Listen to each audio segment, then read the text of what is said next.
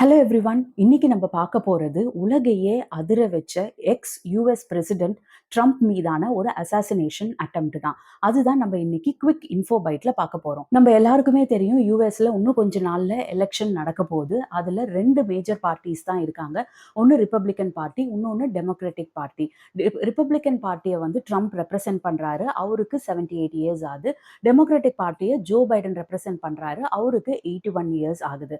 இவங்க 2 பேருமே வந்து செகண்ட் அட்டெம்ப்ட் அவங்களோட பிரசிடென்ஷியல் அட்டெம்ப்ட்கான செகண்ட் அட்டெம்ப்ட்காக அவங்க வந்து இந்த இந்த எலெக்ஷன்ல பங்கு பெறுறாங்க. ஜென்ரலா உங்களுக்கே தெரியும் யுஎஸ்ல ஒருத்தர் வந்து 2 தடவை தான் வந்து பிரசிடென்ட்டா ஆக முடியும். 3வது தடவை அவங்களால ஆக முடியாது. ஸோ 2 பேருமே ஏற்கனவே பிரசிடென்ட்டா இருந்திருக்கிறாங்க. இப்போ 2வது முறை இருக்கிறதுக்காக தான் இந்த எலெக்ஷன்ல அவங்க வந்து போட்டியிடுறாங்க. இந்த 2 பார்ட்டிக்கு நடுவுலுமே ரொம்ப தீவிரமா இப்போ கேம்பெயினிங் நடந்துட்டு இருக்கு. கடந்த சில மாதங்களாவே நடந்துட்டு இருக்கு. இப்போ ரொம்ப தீவிரம் அடைஞ்சிருக்கு இந்த கேம்பெயினிங். ஸோ ட்ரம்ப் பல இடத்துல இந்த கேம்பெயின் பண்ணிட்டு இருக்கிறாரு. 13ஆம் தேதி பென்சில்வேனியா அப்படின்ற ஒரு இடத்துல, பட்லர் அப்படின்ற ஒரு இடத்துல தான் அவருடைய கேம்பெயின் நடக்குது. பென்சில்வேனியா ஜென்ரலா என்ன சொல்றாங்க அப்படின்னா ஒரு ஸ்விங் ஸ்டேட் அப்படின்னு சொல்றாங்க. ஜென்ரலா நிறைய மாகாணங்கள்ல வந்து இவங்க தான் ஜெயிக்க போறாங்க. இந்த மாகாணத்துல ரிப்பப்ளிகன் தான் ஜெயிப்பாங்க. இந்த மாகாணத்துல டெமோக்ராட்டிக் தான் ஜெயிப்பாங்க அப்படின்னு நிறைய மாகாணம் தெரியுது.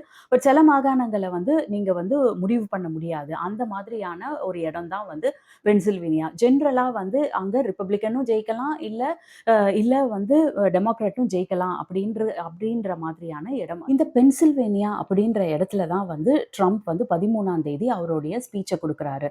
அவருடைய எலெக்ஷன் கேம்பெயினை பண்றாரு. நிறைய பல ஆயிரம் மக்கள் வந்து அங்க கூடி இருக்கிறாங்க. இந்த ஸ்பீச்சை வந்து அவர் ஆரம்பிச்சு ஒரு 5 or 6 மினிட்ஸ் இருக்கும். அந்த 5 or 6 மினிட்ஸ்ல திடீர்னு ஒரு கன் ஷாட் சத்தம் வந்து கேட்குது. கன் ஷாட் சத்தம் கேட்ட உடனே என்ன நடக்குது அப்படின்னா வந்து ட்ரம்ப்போடைய ரைட் இயர்ல வந்து அந்த அந்த தோட்டா வந்து தொலைச்சு அவருடைய ரைட் இயரை பியர்ஸ் பண்ணிட்டு போகுது. ஸோ அவருடைய ரைட் இயரோடைய கார்னர் வந்து அடிபட்டு அதுல இருந்து ரத்தம் வந்து நிறைய வந்து ஊத்துது. இதுதான் வந்து அன்னைக்கு அங்க நடந்த ஒரு சம்பவம். கிட்டத்தட்ட வந்து இந்த இந்த தோட்டா வந்து அவருடைய காதை தொலைச்ச உடனே, அவருடைய காதோடைய ஒரு கார்னரை தொலைச்ச உடனே அங்க இருந்த செக்யூரிட்டி கார்ட்ஸ், அங்க இருந்த எல்லா சேஃப்டிக்கு இருந்த எல்லா செக்யூரிட்டி கார்ட்ஸும், சீக்ரெட் சர்வீஸும் எல்லாரும் சேர்ந்து என்ன பண்றாங்க, ட்ரம்ப்பை சுத்தி அணைச்சிட்டு அவரை அந்த போடியத்துக்கு கீழே அமுத்திடுறாங்க. ஏன்னா பிகாஸ் அடுத்தடுத்து வர தோட்டாக்கள் எதுவுமே வந்து அவர் மேல படக்கூடாது அப்படின்னு சொல்லிட்டு அங்க இருந்த செக்யூரிட்டி சர்வீஸ் மொத்த பேரும் அவரை சுத்தி சூழ்ந்து வந்துடுறாங்க. பட் ஆனா வந்து தோட்டாக்கள் வந்து ஒன்னோட நிக்கல. அடுத்து அடுத்து 5 தோட்டாக்கள் பாயுது. இந்த தோட்டாக்கள் பாஞ்ச உடனே இந்த செக்யூரிட்டி சர்வீஸ் எல்லாருமே வந்து ட்ரம்ப்பை வந்து ஃபுல்லா சூழ்ந்து அவரை கீழே தள்ளி அவரை வந்து ஃபுல்லா அணைச்சிக்கிறாங்க. அவர் மேல எதுவுமே படாத மாதிரி அவரை சுத்தி சூழ்ந்துடுறாங்க. பட் இவரு கீழே குனிஞ்ச உடனே ட்ரம்ப்புக்கு பின்னாடியும் சில ஆடியன்ஸ் நின்னுட்டு இருப்பாங்க இல்லையா? இந்த தோட்டாக்கள்லாம் போய் அந்த ஆடியன்ஸ் மேல படுது. ஆடியன்ஸ்ல இருந்த 2 பேர் வந்து அடிபடுறாங்க. அதுல ஒருத்தர் வந்து இறந்துடுறாரு. செக்யூரிட்டி கார்ட்ஸ் எல்லாருமே சேர்ந்து அப்படியே அணைச்சு அவருடைய காருக்கு கூட்டிட்டு போறாங்க. அங்க இருந்து அவங்க வந்து இது ஹாஸ்பிட்டல், ட்ரம்ப்பை வந்து இமீடியட்டா ஹாஸ்பிட்டல் கூட்டிட்டு போறாங்க. ஹாஸ்பிட்டல் கூட்டிட்டு போன உடனே அங்க எதுவும் பெருசா அவருக்கு ரொம்ப மேஜரான அடிபடல அப்படின்னு சொல்லிட்டு அங்க இருந்து நியூ ஜெர்சில இருக்க அவரு வீட்டுக்கும் அவர் வந்து போயிடுறாரு. கேட்ட உடனே உலகத்துல இருக்க எல்லா தலைவர்களும், மோடி உட்பட எல்லா கண்ட்ரியோட தலைவர்களும் இதுக்கு வந்து ஒரு மிகப்பெரிய கண்டனத்தை தெரிவிக்கிறாங்க. ஏன்னா வந்து இது ரொம்ப ரொம்ப பெரிய விஷயம். நம்ம யுஎஸ்ல ஒரு எக்ஸ் பிரசிடென்ட்டா இருந்த ஒருத்தரை துப்பாக்கியால சுடுறதுக்கு எவ்வளோ பெரிய தைரியம் வேணும். அண்ட் அவரை சுத்தி அவ்வளோ பெரிய செக்யூரிட்டி சர்வீசஸ் இருப்பாங்க. பட் இது நடந்த வென்யூல இருக்கிற கொஞ்சம் மக்களை வந்து இந்த மீடியாஸ் எல்லாம் வந்து பேட்டி எடுக்கும் போது அங்க இருந்த மக்கள் என்ன சொல்றாங்க அப்படின்னா, கிட்டத்தட்ட ட்ரம்ப் வந்து அவரோட ஸ்பீச்சை ஆரம்பிச்ச சில நிமிஷத்திலே வந்து அங்க இருந்தவங்க நிறைய பேர் வந்து ஆப்போசிட்ல இருந்த ஒரு ஒரு பில்டிங்கோடைய ரூஃப் மேல ஒருத்தவன் கன் எடுத்துட்டு போறத வந்து அவங்க பார்த்திருக்காங்க. அதை பார்த்ததும் இம்மீடியட்டா வந்து போலீஸுக்கும் வந்து அலர்ட் பண்ணியிருக்கிறாங்க. அந்த அலர்ட் பண்ணதையும் தாண்டி போலீஸ் வந்து இம்மீடியட்டா ரியாக்ட் பண்ணல அப்படின்னு ஒரு புகார் வந்து அவங்க வந்து மீடியாலேயே வந்து சொல்லியிருக்காங்க. அங்க இருந்த ஒரு 3-4 பேர் வந்து அந்த கன்மேனை பார்த்திருக்காங்க, கன் எடுத்துட்டு வரதை பார்த்திருக்காங்க, அந்த ரூஃப் மேல நடக்கிறதையும் பார்த்திருக்காங்க. கிட்டத்தட்ட ட்ரம்ப்போடைய ஆப்போசிட் பில்டிங் 150 யார்ட்ஸ் இருக்கு. இந்த ட்ரம்ப் நடந்த இந்த ஸ்பீச்சோடைய ஸ்டேஜுக்கும், அந்த பில்டிங்குக்கும். அங்க வந்து நடக்கிறத அந்த அந்த ஆள் நடக்கிறத பார்த்துட்டு இம்மீடியட்டா இந்த செக்யூரிட்டி சர்வீஸ்க்கு இவங்க எல்லாருக்குமே இன்ஃபார்ம் பண்ணியிருக்காங்க. பட் அந்த மக்கள் என்ன சொல்றாங்க அப்படின்னா, நாங்க இன்ஃபார்ம் பண்ண உடனே இம்மீடியட்டா வந்து அவங்க எதுவுமே ஆக்ஷனே பண்ணல. இம்மீடியட்டா அவங்க ஆக்ஷன் பண்ணியிருந்தாங்க அப்படின்னா வந்து இந்த இந்த கன் சுடுறத வந்து நிறுத்தியிருந்துக்க முடியும். இவங்க கம்ப்ளைண்ட் பண்ணி கொஞ்சம் நேரம் ஆச்சு. அந்த நேரம் ஆவறதுக்குள்ள already the damage was done. Already வந்து அந்த கன்மேன் வந்து ட்ரம்ப பார்த்து ஷூட் பண்ணிட்டாரு. ஸோ அதுக்கு மேல வந்து எதுவுமே ஒண்ணுமே பண்ண முடியல. அந்த கன்மேன் வந்து ட்ரம்ப பார்த்து ஷூட் பண்ண உடனே இந்த செக்யூரிட்டி சர்வீசர்ஸ் எல்லாருமே இம்மீடியட்டா ரியாக்ட் பண்ணி இம்மீடியட்டா அந்த கன்மேனையும் சுட்டுடுறாங்க. இந்த கன் ஷாட் நடந்த பிறகு இந்த செக்யூரிட்டி சர்வீசஸ் எல்லாருமே என்குயரி பண்ணதுல அந்த கன்மேன் வந்து ஒரு 20 வயது இளைஞர் தான். அவருடைய பேர் வந்து தாமஸ் மேத்யூ அப்படின்னு கண்டுபிடிச்சிருக்காங்க. இதுக்கு பின்னாடி எந்தவித ஒரு பெரிய மோட்டிவும் கிடையாது அப்படின்னு சொல்லியிருக்காங்க. பட் இந்த சம்பவம் நடந்த பிறகு இந்த கேஸ் வந்து எஃபிஐக்கு ட்ரான்ஸ்ஃபர் ஆயிடுச்சு. எஃபிஐ இத பத்தி விசாரணை செஞ்சுட்டு இருக்காங்க. இப்போ வரைக்கும் ஜோ பைடனும் என்ன சொல்றாருன்னா, இப்போ வரைக்கும் என்கிட்ட வந்து எந்த ஒரு பெரிய இன்ஃபர்மேஷனும் இந்த கன் ஷாட்ஸ் பத்தி கிடையாது. பட் எஃபிஐ விசாரிச்சுட்டு இருக்காங்க. விசாரிச்ச உடனே இத பத்தின டீட்டெயில்ஸ் எல்லாம் நம்மளால சொல்ல முடியும் அப்படின்னு சொல்லியிருக்காங்க. ஏற்கனவே அமெரிக்கன் பிரசிடென்ட்டோடைய அசாசினேஷன்ஸ் எல்லாம் நெறைய நடந்திருந்தாலும், கிட்டத்தட்ட ரொம்ப வருஷம் ஆயிடுச்சு இந்த மாதிரியான விஷயங்கள்லாம் வந்து ஒரு அசாசினேஷன் அட்டெம்ப்ட் நடந்து அப்படின்னு சொல்லிட்டு எல்லாருமே வந்து சொல்றாங்க. அண்ட் எஃபிஐ என்குயரிக்கு அப்புறம் அவங்க வந்து ஒரு ஒரு விஷயத்த வந்து ஒரு விஷயத்த வந்து அவங்க வந்து சொல்லியிருக்காங்க. என்ன அப்படின்னா, இது வந்து ஒரு அசாசினேஷன் எக்ஸ் பிரசிடென்ட் மேல நடந்த ஒரு அசாசினேஷன் அட்டெம்ப்ட் தான். அப்படின்றத மட்டும் வந்து எஃபிஐ வந்து கன்ஃபார்ம் பண்ணியிருக்காங்க. பட் எஃபிஐயும் இப்போ வரைக்கும் வந்து அந்த கன்மேன்க்கு பின்னாடி எதுவும் ஒரு இந்த ஷூட்டிங்க்கு பின்னாடி எதுவும் ஒரு பெரிய மோட்டிவ் இருக்கிற மாதிரி அவங்க இதுவரைக்கும் எதுவும் கண்டுபிடிக்கல அப்படின்னு சொல்லியிருக்காங்க. பட் அந்த கன்மேன பத்தி ஏதாவது ஒரு இன்ஃபர்மேஷன் தெரிஞ்சாலோ, யாருக்கு என்ன தெரிஞ்சாலோ, அத வந்து எங்ககிட்ட சொல்லுங்க. We appreciate you telling information about that gunman அப்படின்னு சொல்லி எல்லா யுஎஸ்ல இருக்கிற எல்லா இடத்துலயுமே வந்து அத சொல்லியிருக்காங்க. கன்மேன் வந்து சுட்டது வந்து ஒரு நார்மல் ஒரு அசால்ட் ரைஃபிள் தான் அப்படின்றது வந்து சொல்லியிருக்காங்க. இது வந்து ஜென்ரலா எல்லாரும் கேரி பண்ற ஒரு அசால்ட் ரைஃபிள். அண்ட் உங்களுக்கே தெரியும் யுஎஸ்ல இந்த கன் வச்சிருக்கிறது வந்து இட்ஸ் அ நார்மல் கல்ச்சர். அவங்களுடைய சேஃப்டிக்காக ஜென்ரலா நெறைய பேர் வந்து கன்ஸ் வந்து வச்சிருப்பாங்க. அந்த மாரி வச்சிருக்கக்கூடிய ஒரு ரொம்ப சிறிய ரக துப்பாக்கி தான் வந்து அது. அண்ட் இதுவரைக்கும் எந்த ஒரு மோட்டிவும் இது பின்னாடி நாங்க கண்டுபிடிக்கல. பட் இந்த எலக்ஷன்க்கான கேம்பெயின் நடந்துட்டு இருக்கும்போது, இன்னும் சில மாசத்துல எலக்ஷன் நடக்க போகும் இந்த தருணத்துல, இந்த நடந்த இந்த ஒரு சம்பவம் வந்து ரொம்ப ரொம்ப எல்லா யுஎஸ் அண்ட் வேர்ல்டையே வந்து திரும்பி பார்க்க வச்சிருக்கு.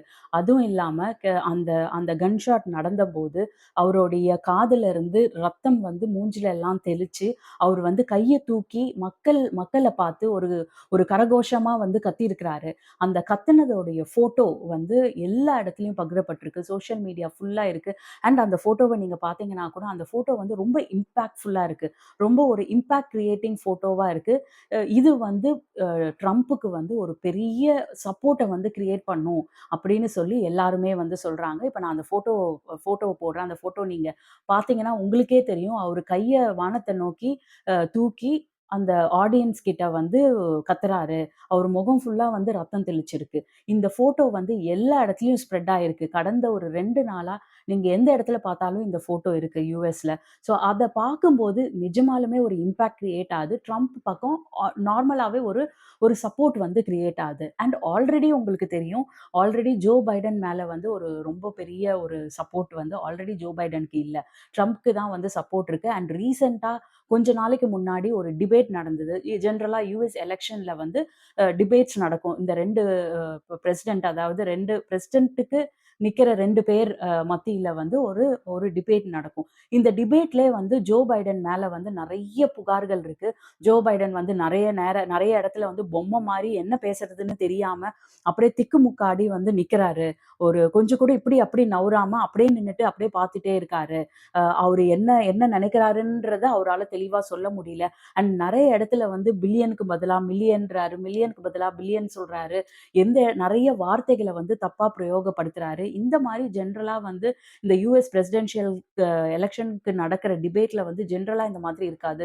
ரொம்ப தெளிவா அவங்க என்ன சொல்ல நினைக்கிறாங்களோ, அத வந்து பிரசிடென்ட் நிக்கிறவங்க வந்து ரொம்ப தெளிவா பேசுவாங்க. ஏன்னா, இது வந்து ரொம்ப உலகமே திரும்பி பார்க்குற மிகப்பெரிய எலக்ஷன். அதுல பேசுறவங்களுடைய ஸ்பீச் வந்து அவ்ளோ இம்பாக்ட்ஃபுல்லா இருக்கும். பட் ரீசென்ட்டா நடந்த ட்ரம்ப்புக்கும், ஜோ பைடனுக்கும் நடந்த ஸ்பீச்ல நெறைய கேள்விகளுக்கு வந்து ஜோ பைடனால பதிலே சொல்ல முடியல. அப்படியே பொம்மை மாரி நிக்கிறாரு. நெறைய வார்த்தைகள வந்து தப்பா பேசுறாரு.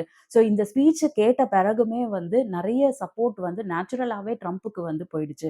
அண்ட் ஜோ பைடனுக்கு வந்து சப்போர்ட் பண்ண பல பேர் அவங்க கட்சி சார்ந்தவங்களே வந்து அவர அவரு வந்து வித்ட்ரா பண்ணணும். அவரு அவரு வந்து கரெக்ட்டான கேண்டிடேட் இல்ல அப்படின்னு அவர் பார்ட்டிய சேர்ந்தவங்களே நெறைய பேர் வந்து சொல்ல ஆரம்பிச்சுட்டாங்க. அண்ட் ஜோ பைடனுக்கு ஃபண்ட் பண்ண நெறைய பேர் வந்து அத நாங்க வித்ட்ரா பண்றோம். இவரு வந்து கரெக்ட்டான கேண்டிடேட் இல்ல அப்படின்னு சொல்ல ஆரம்பிச்சுட்டாங்க. அண்ட் ஆல்ரெடி இத தாண்டியே ஜோ பைடனுக்கு வந்து ரொம்ப வயசாயிடுச்சு.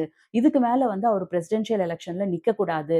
அடுத்து வளர்ந்து வர யங்கர் ஜெனரேஷனுக்கு தான் வந்து இந்த வாய்ப்ப குடுக்கணும் அப்படின்னு சொல்லி அந்த விதத்திலயும் வந்து அவருக்கு வந்து சப்போர்ட் இல்ல.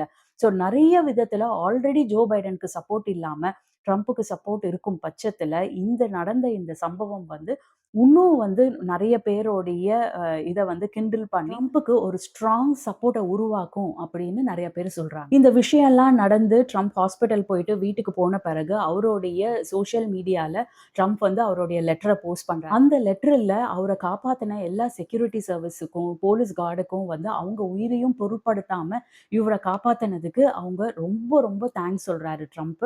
பிளஸ் இந்த இந்த கன் ஷாட்ல அவருக்கு பின்னாடி இருந்து உயிரிழந்த அந்த ஆடியன்ஸ்ல இருந்த ஒருத்தவருக்கும் அவருடைய அ ரொம்ப ஒரு அனுதாபத்த தெரிவிச்சிருக்கிறாரு. இதெல்லாம் தாண்டி அவரு இந்த லெட்டர்ல இந்த விஷயத்தெல்லாம் எழுதிட்டு, கடைசியா வந்து காட் பிளெஸ் அமெரிக்கா அப்படின்னு சொல்லி எழுதி இந்த லெட்டர வந்து சோஷியல் மீடியால போஸ்ட் பண்ணியிருக்கிறாரு. யுஎஸ் உடைய எக்ஸ் பிரசிடென்ட் மேல நடந்த இந்த ஒரு அசாசினேஷன் அட்டெம்ப்ட் இந்த ஒரு தாக்குதல் வந்து எலக்ஷன் கிரவுண்டையே வந்து ரொம்ப உலுக்கி போட்டிருக்கு. அண்ட் இது மூலியமா ட்ரம்ப்புக்கு ஒரு ஹியூஜ் சப்போர்ட் வரும் அப்படின்னு நெறைய பேர் பேசுறாங்க. பட் ஸ்டில் இந்த கேஸ் வந்து எஃபிஐ கையில இருக்கிறதுனால இனிமே தான் வந்து எஃபிஐ இது யார் பண்ணாங்க? எதுக்காக பண்ணாங்க? இது பின்னாடி ஏதாவது மோட்டிவ் இருக்கா? இல்ல சும்மா ஒருத்தவன் துப்பாக்கி எடுத்து சுட்டுட்டானா? அப்படின்றதெல்லாம் வந்து நம்ம எஃபிஐ இன்வெஸ்டிகேட் பண்ண பிறகு தான் நமக்கு தெரியும். அதுவரைக்கும் நம்ம வெயிட் பண்ணி தான் ஆகணும். இதுதான் இன்னைக்கு நம்ம பார்த்த ஒரு குவிக் இன்ஃபோ பைட் ட்ரம்ப பத்தினது. அடுத்தது இன்னொரு குவிக் இன்ஃபோ பைட்ல பார்க்கலாம். பாய்.